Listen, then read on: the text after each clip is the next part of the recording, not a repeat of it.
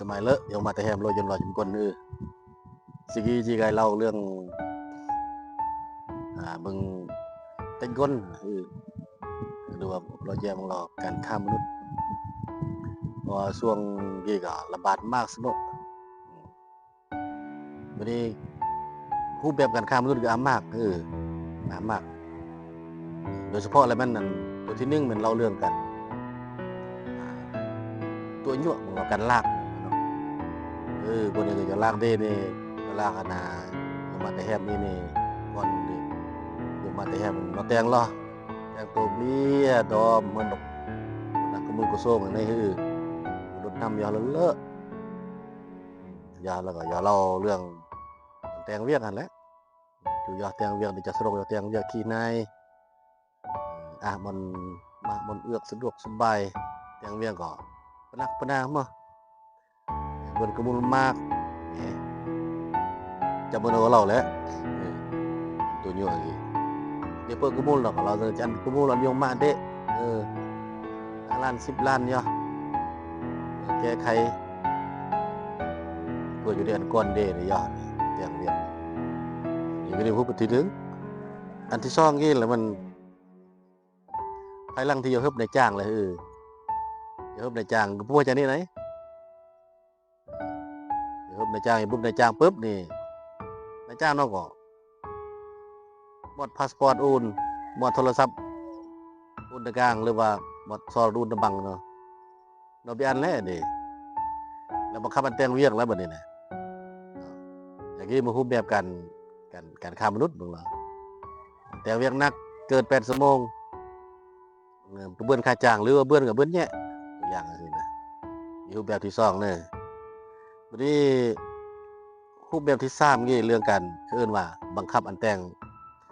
โซ่ประเพณีแหละเนาะอย่ากูดขี้กูดนายแต่งรับแขกปงมือมากมือแหงเลิกพวกนี้แหละมากคนปงมือแหงเลิกพวกนี้เนาะเด้นี่แสดงแล้วมันรูปกันที่3ก็จะนี้จะไปแต่งก็ถือว่าทรมานนั่นแหละสัตว์เลิกมื้อละปักเลิกปูเลิกติ่งนี่นะอันที่4แล้วมันเอิ้นว่าบังคับแต่งอันถ่ายรูปได้เตรขี้เตรนายนอถ่ายทอดสดปะโปบ่เตรขี้เตรนายเด้เรื่องว่านอเลยหากระมูลทางนี่อันเฒ่าแก่โทแยงนอละส่งของขวัญส่งมื้อหรือเป็นกระมูลเลยในตรงนี้เนาะแล้วก็เนาะอาการนัดหมาย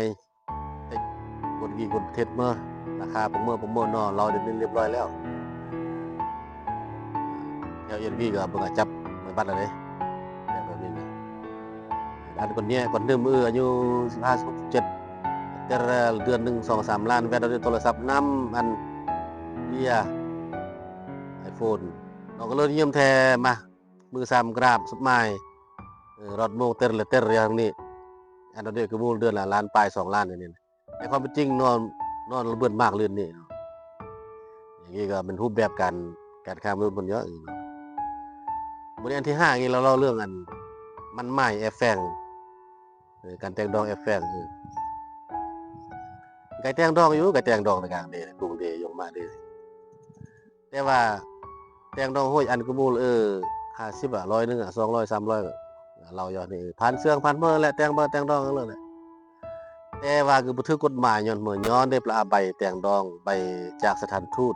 จากกงสุลของประเทศของคนที่ได้จะแต่งดองนี้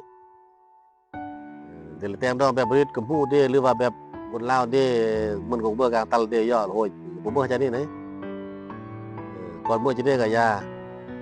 ต้องอันแต่งอันทึกกันเนาะอันทึกนี่ยอดนี่ก็บ่สามารถติดเบือนมันติดเบือน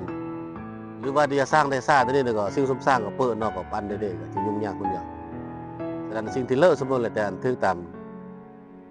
มกฎหมายในการและต่างอันทึกตามฤทธิ์ตามคองเด้ถึงย่อเบือนก็ถึงจะปลอดภัยอย่างนี้แล้วอันที่6นี่เราเรื่องภายหลังที่มันไหม้อย่างคือทึกนี่อย่างคือทึกกฎหมายนี่ภายหลังมันไหม้ปึ๊บจ้างได้200มื้อ300ก็โทษหน่อยยัดเป็นเดือน2 เดือนเนาะหรือว่าติดต่อเลย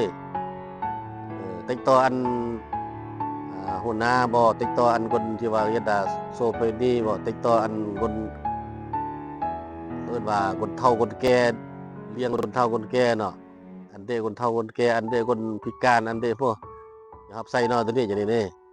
อย่ามารูปแบบในจุมือกี้นี่ฉะนั้นแหละจึงรอเรียกร้องกันอยู่มาแต่แฮมอีกบ่ว่าจะได้คนต่างประเทศจะเมื่อก็แล้วแต่เพราะอันแต่อันถึกตามบ่ได้ตามครองกันตามกฎหมายกันภายหลังถึกตามกฎหมายแล้วแล้วจึงต้องแต่งตามบ่ได้ตามครองเมื่อนี้ก็จะเอาผลกระทบกายลงตามกายอีกก่อนอีกก็จะถึกทรมานถึกทุกข์ถึกยาก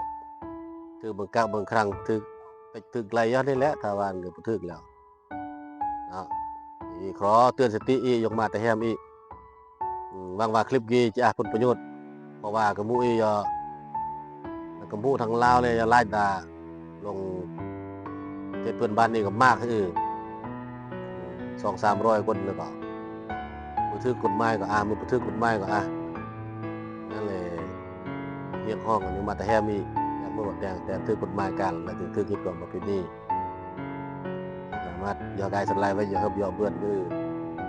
แล้วก็คลิปนี้บางเรา